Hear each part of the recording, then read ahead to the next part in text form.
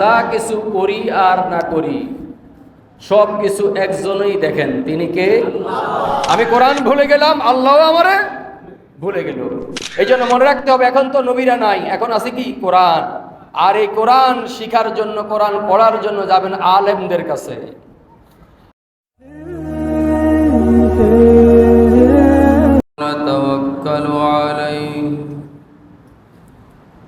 ونعوذ بالله من شرور أنفسنا ومن سيئات أعمالنا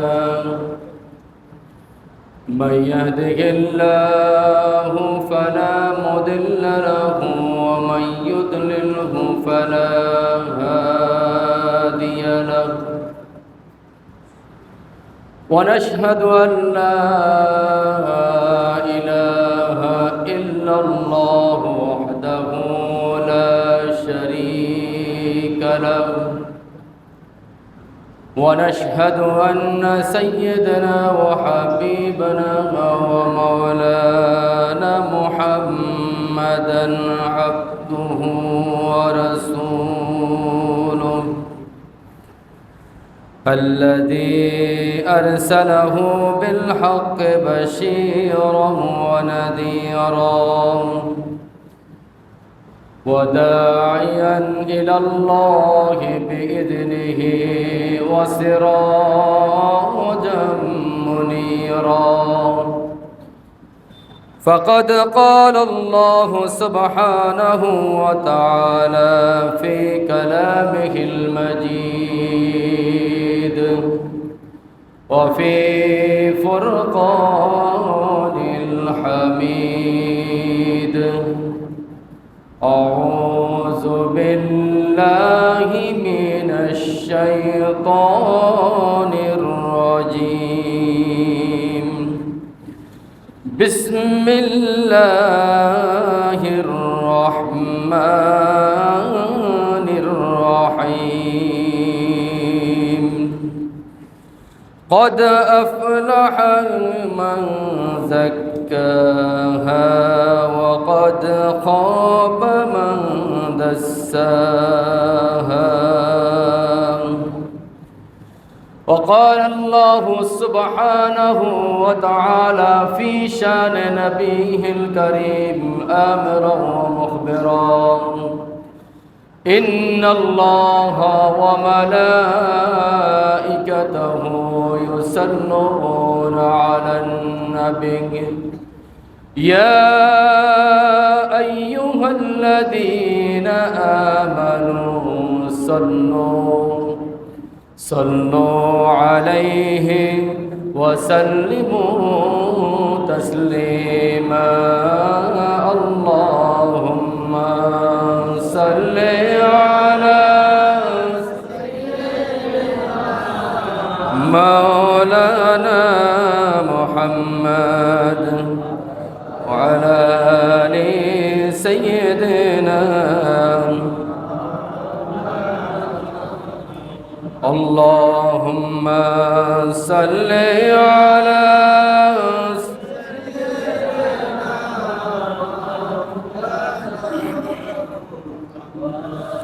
وعلى آل سيدنا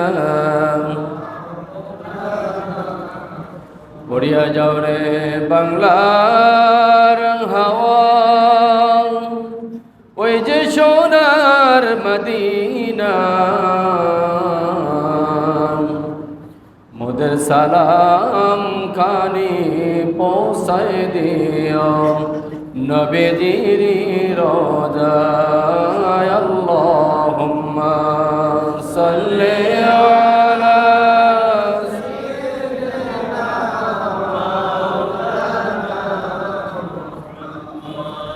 وعلى آل سيدنا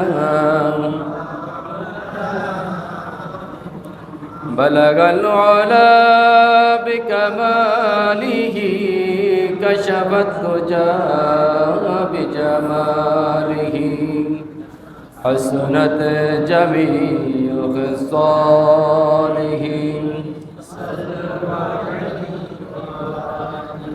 أما بعد الحمد لله সৈয়দ তাহির আহমদ জবির আল মাদানী রহিমাহুল্লাহ কেন্দ্রীয় জামে মসজিদে সালাতুল জুমায় উপস্থিত শ্রদ্ধাভাজন উস্তাদ হায়দারগঞ্জ তাহিরিয়া আরএম কামিল মাদ্রাসার সম্মানিত সাবেক সুযোগ্য হেড মাওলানা হাজারো হাজারো আলেমের উস্তাদ, অত্র মসজিদের সম্মানিত সুযোগ্য খতিব হযরতুল আল্লাম আলহাজ হযরত মাওলানা মোহাম্মদ আমানুতুল্লাহ সাহেব দামাত বরকাতুল আলিয়া আতালাল্লাহু উমরাহু বারাকাতুল্লাহু ফি হায়াতি। আল্লাহ তাআলা হুজুরের হায়াতের মধ্যে, রিজিকের মধ্যে সম্মানজনক বরকত দান করুন, সকলে পড়ে আমিন। সম্মানিত উপস্থিতি, আমরা দুরুদ ও সালাম পেশ করেছি আকায়ে নামদার সরদারে কায়নাত দো জাহানের বাদশা আল্লাহর নবীদের নবী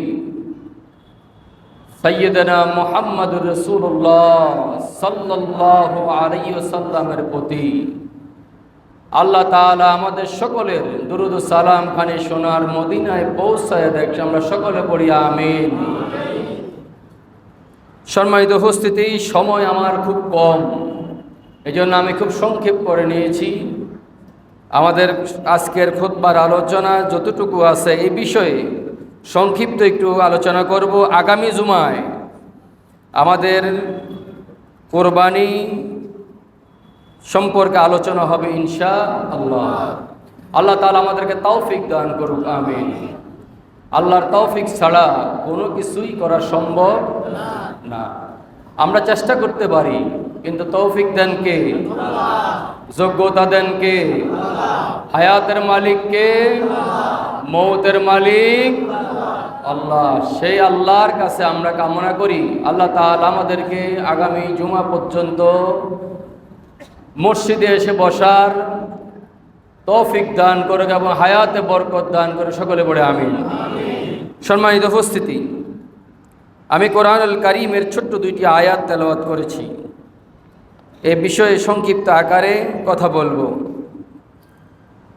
এর আগে কথা হলো, আমরা প্রতি জুমাই একটা কথাই আপনাদেরকে বলি যে আমরা যা কিছু করি আর না করি সব কিছু একজনই দেখেন, তিনি কে? দুনিয়ার কোনো মানুষ দেখে না। এমন এমন কাজ আমরা করি যেটা দুনিয়ার কোনো মানুষ দেখে না, কিন্তু দেখে কে? আল্লাহ। সেই রব্বুল আলামিন আমাদের বিচারক, দুনিয়ায় এবং আখিরাতে। বিচারক কে? সবাই বলেন কে? আল্লাহ। আমাদের দুনিয়ার বিচারকও আল্লাহ, আখিরাতের বিচারকও আল্লাহ। আল্লাহ রব্বুল আলামিন পারেন না এমন কোনো কিছু নাই। ক্ষমতাশীল কে? আল্লাহ। আমরা মানুষ যারা ক্ষমতার বড়াই দেখাই, আসলে এই ক্ষমতার বড়াই এক সেকেন্ডের জন্য আমার না। সামান্য তলপেটে চিৎ করে একটা কামড় দিলেই তো আব্দুল্লাহর খেলা শেষ। কি বলেন? তখন আর ক্ষমতার কথা মনে থাকে না। থাকে তখন কারে ডাকে? সবাই বলেন না, কারে ডাকে? আল্লাহকে ডাকে। এজন্য মনে রাখতে হবে, ক্ষমতা থাকুক আর না থাকুক, সহায় সম্বল থাকুক আর না থাকুক, অর্থ সম্পদ থাকুক আর না থাকুক, শরীরে শক্তি থাকুক আর কম থাকুক, সব সময় শুকরিয়া আদায় করব কার? আল্লাহ। আল্লাহ ছাড়া শুকরিয়া আদায় করার কেউ নাই। দেনও আল্লাহ, নেয়ও আল্লাহ। দেয় কে? আল্লাহ। নেয় কে? সম্মানের মালিক আল্লাহ। আমরা দুনিয়ার কত চেষ্টা করি টাকা পয়সা দিয়ে, মানুষকে কত মিষ্টি কথা দিয়ে সম্মান পাওয়ার জন্য, কিন্তু সম্মানের মালিক যে আল্লাহ এটা আমরা ভুলে যাই। সম্মানের মালিককে আল্লাহ, এটা আমরা ভুলে যাই। টাকা দিয়ে সম্মান কিনতে চাই, মানুষকে ধাতিয়ে টাকা সম্মান কিনতে চাই, রাগান্বিত হয়ে সম্মান কিনতে চাই, কিন্তু সম্মান রাগান্বিত হয়ে আর টাকা দিয়ে পাওয়া যায় না। আমি এক জানাজায় আমাদের মোহতারাম লক্ষ্মীপুর 2-এর মাননীয় সংসদ সদস্য সহ অনেক নেতৃবৃন্দ ছিল, সেখানে আমি বলেছিলাম যে আপনারা চেষ্টা করতেছেন মানুষের দুয়ারে দুয়ারে পৌঁছানোর জন্য, কিন্তু আমি বলবো মানুষের দুয়ারে পৌঁছানোর প্রয়োজন নাই, মানুষের অন্তরে পৌঁছান, মানুষের অন্তরে পৌঁছান। মানুষের অন্তরে যখন পৌঁছাবেন আল্লাহর রহমতও তখন আসবে। মনের দোয়া বড় দোয়া, মনের দোয়া বড় দোয়া, মনের বদদোয়া বড় বদদোয়া। কথা ঠিক কিনা?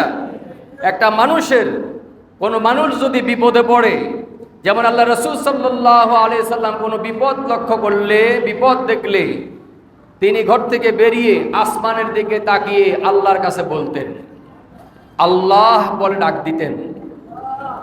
আল্লাহ রাসূল সাল্লাল্লাহু আলাইহি সাল্লাম যদি এমন করেন, আমাদের অবস্থা কি? আমরা বিপদে পড়লে আল্লাহরে ডাকি, বিপদ সেরে গেলে আর ডাকি না। ডাকি?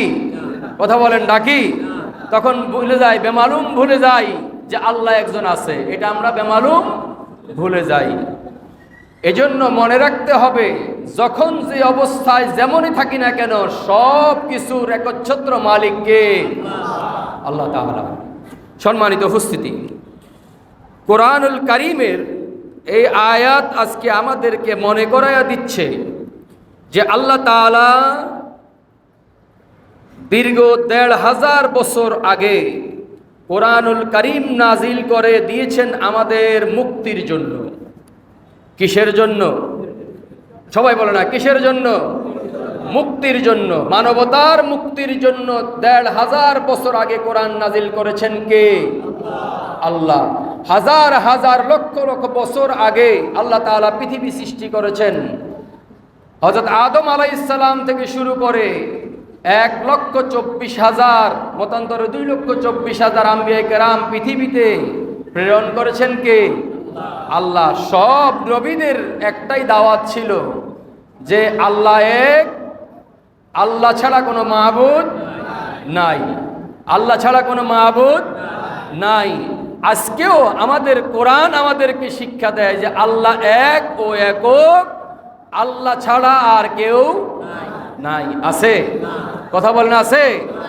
দুনিয়াতে আমরা দুনিয়াদারি করার জন্য সংসার জীবন করি, পারিবারিক জীবনে ব্যস্ত থাকি, রাষ্ট্রীয় জীবনে ব্যস্ত থাকি, বেমালুম আল্লাহকে আমরা ভুলে যাই। মনে রাখতে হবে, যেই জীবনে আছি, যেই হায়াত পাওয়ার কারণে সংসার জীবনের জন্য, রাষ্ট্রীয় জীবনের জন্য, আন্তর্জাতিক জীবনের জন্য চেষ্টা করি, আমাদের উচিত হলো আগে জানা যে এই হায়াতের মালিক কে। তিনি হায়াত দিয়েছেন বলেই তো আমি এই চিন্তা করলাম। তিনি যদি হায়াত না দিতেন আমি এই চিন্তা করতে পারতাম? আবার দেখেন, তিনি হায়াত দিয়েছেন, অসুস্থতা দিয়েছেন,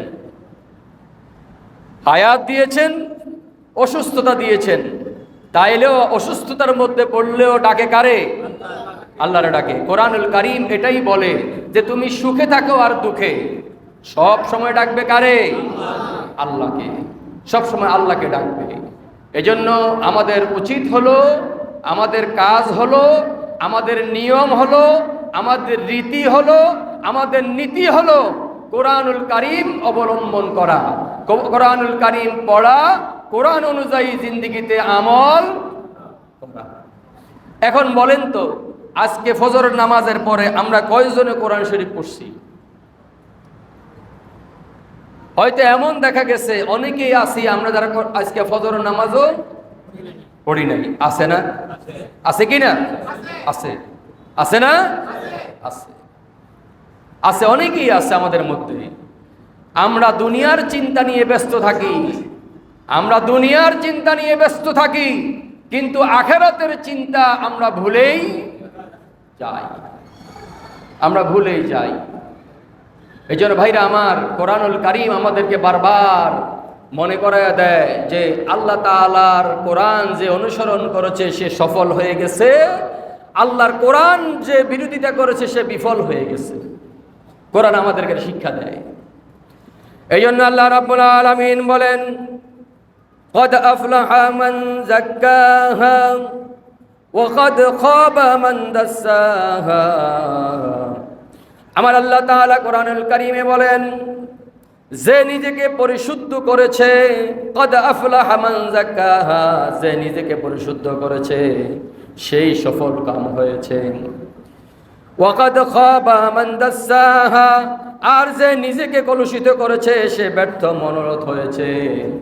অতএব কোরআন আমারে বারবার মনে করাইয়া দেয়, কোরআন ছাড়া মানার কোনো কিতাব নাই। কোরআন ছাড়া মানার কোনো কিতাব নাই। কোরআনুল কারীম আর রাসূলের হাদিস, এই দুইটা মানতে হবে। এটা ছাড়া মানার কোনো উপায় নাই। কোনো গ্রন্থ, পৃথিবীর কোনো গ্রন্থ আমাকে কল্যাণকর জায়গায় পৌঁছায়া দিতে পারবে না। আমারে কল্যাণকরের শিওরে পৌঁছায়া দিবে কি? কোরআন। কি? কোরআন। এজন্য মনে রাখতে হবে, কোরআন বেশি বেশি করে পড়তে হবে, কোরআন অনুযায়ী আমল করতে হবে। ব্যক্তিগত জীবন থেকে শুরু করে আন্তর্জাতিক জীবন পর্যন্ত কোরআন দিয়ে যদি আমি পরিচালিত করি, আমার জীবনটা পরিচালনায় রাখি, তাহলে আমার দায়িত্ব কার হাতে? আল্লাহর হাতে। কার হাতে? সবাই বলে না, কার হাতে? আল্লাহর হাতে। আর যদি আমি কোরআন ভুলে গেলাম, আল্লাহ আমার ভুলে গেল, তাই না? আমি কোরআন ভুলে গেলাম, আল্লাহ আমারে ভুলে গেল। এই জন্য মনে রাখতে হবে, এখন তো নবীরা নাই, এখন আছে কি? কোরআন। আর এই কোরআন শিখার জন্য, কোরআন পড়ার জন্য যাবেন আলেমদের কাছে। আলেমদের মধ্যে হলো দুই রকম, একটা হলো লেবাসদারি, আরেকজন হলো কিতাবী। কিছু আছে বিভিন্ন পীরদের মুরিদ হয়, বিভিন্ন হুজুরদের মুরিদ হয়, বিভিন্ন দরবারে আসা যাওয়া করে। এরা লম্বা পাঞ্জাবি গায়ে দিয়া, টুপি মাথায় দিয়ে সোল ধরে। এ জাতীয় কিছু আছে কি না? এরাই দেখবেন বিভিন্ন সময় কোরআন নিয়ে অপব্যাখ্যা করে এবং কোরআন নিয়ে তর্কাতর্কি এরাই করে। বাস্তব যারা আলেম, কোরআনের শিক্ষায় শিক্ষিত পণ্ডিত, তারা কখনো কোরআন নিয়ে তর্কাতর্কি করে না। তারা কোরআনের ভাষায় মানুষদেরকে বুঝায়, যদি না বুঝে তাহলে সে এখান থেকে সরে যায়, স্থান ত্যাগ করে। এটা নির্দেশ কার? আল্লাহ। নির্দেশ কার? আল্লাহ। আর যে ব্যক্তি কোরআন নিয়ে আসলে কিছুই বুঝে না, হুজুর থেকে, পীর থেকে, সৈয়দদের থেকে কিছু শিখছে, ওই ব্যক্তি কোরআন নিয়ে তর্কাতর্কি করে। করে কিনা? কথা বলেন, করে কিনা? আগের কালে দেখতাম আমাদের মুরব্বীরা, ওই যে কাঠের বাক্সার রেডিও ছিল, হার্ডবোর্ডের বাক্সার রেডিও ছিল, বিবিসির খবর শোনার জন্য উঁচু জায়গায় দাঁড়ায়া রেডিও স্টার্ট দিয়ে দেখতো, কানের কাছে নিয়ে বিবিসির খবর শোনার জন্য। করতো না? করতো কিনা? আমার আব্বারে আমি দেখছি। আচ্ছা, এখন কি এই রেডিও লাগে? এখন মোড়ে মোড়ে চায়ের দোকানে হলো বিবিসির স্টেশন। ওখানে যাবেন, যত রঙের, যত মতের, যত পদের কথা আছে সব ওই জায়গায় পাওয়া যায়। পাওয়া যায় কিনা? আর দুনিয়ার নামাজি মানুষগুলো ওই জায়গায় বসে বসেই আড্ডা দেয়। এজন্যই দেখবেন নামাজ পড়ে ঠিক, কিন্তু কপাল খোলে না। নামাজ পড়ে ঠিক, তার চরিত্রের উন্নতি ঘটে না। নামাজ পড়ে ঠিক, তার রিজিকের পরিসংখ্যান পাওয়া যায় না। ভাইরা আমার, মনে রাখতে হবে, একমাত্র, শুধুমাত্র, কেবলমাত্র দুনিয়াতে মানার বিষয় হলো কোরআন আর হাদিস। এটা ছাড়া মানার আর অন্য কোনো কিতাব নাই। যেমন বিভিন্ন রাষ্ট্রের রাষ্ট্রীয় নীতিমালা থাকে, থাকে কিনা? থাকে। আমাদের বাংলাদেশের একটা সংবিধান আছে, আছে না? কথা বলেন, আছে কিনা? আছে। এই সংবিধানে 5 ওয়াক্ত নামাজ পড়তে হবে, কি এটা কি লেখা আছে? আছে? কথা বলেন, আছে? নাই। আমরা হলাম মুসলিম রাষ্ট্র, পৃথিবীর দ্বিতীয় বৃহত্তম মুসলিম রাষ্ট্র হলো বাংলাদেশ। যে দেশের সংবিধানে এই নামাজের কথা নাই, তাহলে বোঝা গেল আমার দেশের সংবিধান কোরআন অনুযায়ী নয়, এটা শয়তানের মত অনুযায়ী হইল। কথা ঠিক কিনা? বলেন, কথা ঠিক কিনা? আমার দেশের সংবিধান যেটা পরিচালিত হচ্ছে, এই সংবিধান কি আমার নামাজের দিকে ডাকে? কথা বলেন, ডাকে? ডাকে না। বিভিন্ন জায়গায় বিভিন্ন চেয়ারম্যান মেম্বাররা কিছু মাঝে মধ্যে নিয়ম নীতি করে যে আজান দিলেই বাজার বন্ধ থাকবে, দোকান বন্ধ করবে। দেখা গেছে পরের দিনে তার ওই নেতাগিরি শেষ। সে ডাকলো আজান দেওয়ার কারণে, নামাজের দিকে ডাকলো, আহ্বান করলো কোথায়? মসজিদে। কোথায়? মসজিদে। কিন্তু পরের দিনই তার নেতাগিরি শেষ। এরকম আছে না? কথা বলেন, আছে না? আবার কিছু লোকে আড্ডালি আছে, তাল দেয়। এদেরকে কিছু সামসা বলে, আবার বলে সামিস, এ জাতীয় কিছু আছে কি না?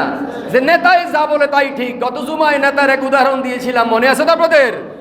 এ জাতীয় নেতার ভরে যাওয়ার কারণে আজকে আমাদের দেশ থেকে অন্যায়, জুলুম, নির্যাতনগুলো যাচ্ছে না। আর সরকার বেতনভুক্ত লোকগুলিও জনগণের সম্পদ লাখ লাখ কোটি টাকা মেরে দিয়ে এদেশ থেকে পালিয়ে বেড়ায়, একমাত্র কোরআনের সংবিধান না থাকার কারণে। যদি আজ কোরআন প্রতিষ্ঠিত থাকতো তাহলে চোররা চুরি করে পার পেত না। পার পেত? কথা বলেন, পার পেত? পেত না। এজন্য ভাইরা আমার আল্লাহ রাব্বুল আলামিন বলেন, কদ আফলাহা মান যাক্কাহা, যে ব্যক্তি কুরআনুল কারীম অনুযায়ী নিজেকে পরিশুদ্ধ করলো সে ব্যক্তি সফল কাম হয়ে গেল। সুবহানাল্লাহ। বলছেন কে? আল্লাহ। সবাই বলেন আল্লাহ। সবাই বলেন, এখন সবাই বলেন কে? আল্লাহ তাআলা বলেছেন। এটা কি আমার ভাষা? এটা কি আমার কথা? এই শব্দ কি আমার? এটা কার কথা? আল্লাহর কথা। আল্লাহর কথা কি মিথ্যা? আল্লাহর কথা কি মিথ্যা?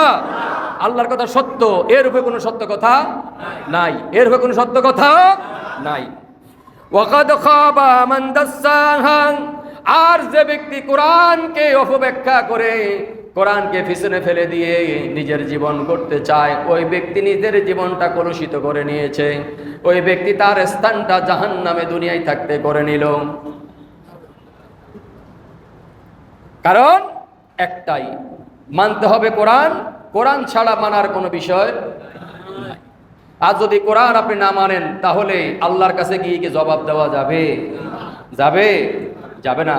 যেমনি আমাদের আমল নামাগুলো লেখা হচ্ছে একটা কিতাবের মধ্যে, একজন ফেরেশতা লিখতেছেন না? কথা বলেন, লেখে কি না? লেখে। সেদিন তো হাসরের ময়দানে বলা হবে, ইকরা কিতাবাকা বিনাফসিকা আলাইকা হাসিবা, এই কিতাব পড়ো, এটা তোমার আমলনামা। তুমি দুনিয়ায় যা করছো একেবারে পুঙ্খানুপুঙ্খ রূপে, একবার সূক্ষ্ম থেকে সূক্ষ্মতর পর্যন্ত যা কিছু আছে সব এই কিতাবের মধ্যে লিপিবদ্ধ আছে। এটা পড়ো। এটা পড়লেই তোমার বিচার তুমি করবে। তোমার আমলনামা তোমাকে বলে দিবে তুমি জান্নাতে যাবে না জাহান্নামে যাবে। ভাইরা আমার, সময় আমার শেষ। আমি উল্লেখ করতে চেয়েছি এ কথাটা। আমি গত জুমায়, এর আগের জুমায় নামাজের কথা বলেছিলাম। আজকে বলবো যে কোরআন ছাড়া আমাদের বলার, চলার, মত প্রকাশ করার, আত্মীয়তা করার, লেনদেন করার, হিসাব নিকাশ করার কোনো পন্থা নাই কোরআনের পন্থা ছাড়া। কথা ঠিক কিনা? আপনারা কি একমত? আপনারা একমত? কোরআন ছাড়া আমার বলার কোনো কথা নাই, আমার চলার কোনো পথ নাই, আমার হিসাব নিকাশ নাই। আজকে কোরআন মানি না বলে এই সমাজের মধ্যে সুদ, কোরআন মানি না বলে এই সমাজের মধ্যে ঘুষ, কোরআন মানি না বলে এই সমাজের মধ্যে চুরি। কথা ঠিক কিনা? যদি কোরআন মানতাম, যদি আরব দেশের মতো হতো এ দেশ, তাহলে এই সোনার দেশ মাতৃভূমি বাংলাদেশ আরো কত আগেই পরিপূর্ণতায় পৌঁছে যেত। আজ সুদদের দখলে বাংলাদেশ চলে গেছে, যার কারণে দেশের কোনো উন্নতি হয় না। এজন্য আমার আল্লাহ বলে, কাদ আফলাহাল মুমিনুন, ওই ব্যক্তি তো মুমিন, সফল কাম যে ব্যক্তি কোরআন পড়েছে। সুবহানাল্লাহ। যে ব্যক্তি কোরআন পড়েছে সে ব্যক্তি সফল হয়ে গেছে। এই জন্যই আল্লাহ তাআলা বলেন, কাদ আফলাহা মান যাক্কাহা, যে ব্যক্তি কোরআন শুনে, কোরআন পড়ে, কোরআন বুঝে নিজের জীবনটা পরিশুদ্ধতাকে পৌঁছালো, পরিশুদ্ধ করলো, ওই ব্যক্তি সফল কাম। এই সফল কামের ঘোষণা দিয়েছেন কে? আল্লাহ। আরো জোরে বলেন আল্লাহ। তাহলে আমরা কি সফল কাম হতে চাই? দুনিয়ায় সফল, আখেরাতেও, দুনিয়ায় সফল, আখেরাতেও সফল। কারণ অনেকে বলে যে হুজুর দুনিয়া লাগবে না, আখেরাত হলেই চলবে। না, দুনিয়ায় যদি আয় না করতে পারেন আখেরাতে কি নিয়ে যাবেন? এজন্য দুনিয়ায় থাকতেই সম্বল আয় করতে হবে, কবর থেকেই শুরু হবে হিসাব। হবে কিনা? জিজ্ঞাসা করবে মান রব্বুকা, তোমার রবকে। দুনিয়ায় থাকতেই যদি আমি কোরআনের পক্ষে কথা না বলি, আল্লাহর পক্ষে কথা না বলি, আল্লাহর পক্ষে না থাকি, আল্লাহকে না মানি, আমি কি কবরে সে প্রশ্নের উত্তর দিতে পারবো? পারবো না। আমাকে যখন প্রশ্ন করবে যে মান রব্বুকা, তোমার রবকে, আমি বলে ফেলবো লা আদ্রি, আমি জানি না। বলে ফেলবো কি? লা আদ্রি, আমি জানি না। সেদিন ফেরেশতারা আক্ষেপ করে প্রশ্ন করবে, তোমার কাছে কি কোরআনের বাণী পৌঁছায় নাই? তোমার কাছে কি কোরআনের বাণী প্রচারকরা পৌঁছায় নাই? তোমার কানে কি কোরআনের আওয়াজ যায় নাই? তোমার এক কান দিয়ে তুমি প্রবেশ করে আরেক কান দিয়ে বের করে দিয়েছিলে সেদিন, এজন্যই আজকে তুমি তোমার রবকে সেটা বলতে পারতেছো না। ভাইরা আমার, সতর্ক হওয়া দরকার। জীবন মৃত্যুর সন্ধিক্ষণে অনেক লোক আজ হাসপাতালের বারান্দায় শোয়া আছে কিনা? কথা বলে আছে কিনা? আছে। প্রতিদিন প্রতি জুমায় আমার কাছে অনেক লোক আসে দোয়ার জন্য, হুজুর মসজিদে একটু দোয়া করবেন, আমার ভাই, আমার বাবা, আমার স্ত্রী, আমার সন্তান, আমি নিজেই ভীষণ অসুস্থ। এই অসুস্থতা দেয় কে? দেয়। হাসপাতালের বারান্দায় গিয়ে দেখেন অনেকে আবার প্রেমিকার জন্য জীবন দিয়ে দিতে চায়। তুমি যে প্রেমিকার জন্য জীবন দিবা, ওই বেটা হাসপাতালের বারান্দায় গিয়ে দেখো কেমনে কাতরাচ্ছে জীবন পাওয়ার জন্য, বেঁচে থাকার জন্য কেমনে কাতরাচ্ছে, আর কেমনে আল্লাহ বলে চিৎকার দিচ্ছে। হাসপাতালে গিয়ে দেখো, তাহলে বুঝবে যে আল্লাহ তোমাকে যে জীবন দিয়েছে, জীবনের মূল্য পৃথিবীর চাইতেও অধিক। এই সারা পৃথিবী এক পাল্লাই দিলেও তোমার আল্লাহ যে জীবন দিয়েছে এই জীবনের বদলার সমান হবে না। ভাইরা আমার, আল্লাহ তাআলা আমাদেরকে বুঝে শুনে কোরআন অনুযায়ী আমল করার তৌফিক দান করুক। আমিন। ওয়া আখিরু দাওয়ানা আলহামদুলিল্লাহি রাব্বিল আলামিন। আসসালামু আলাইকুম ওয়া রাহমাতুল্লাহি ওয়া বারাকাতুহু।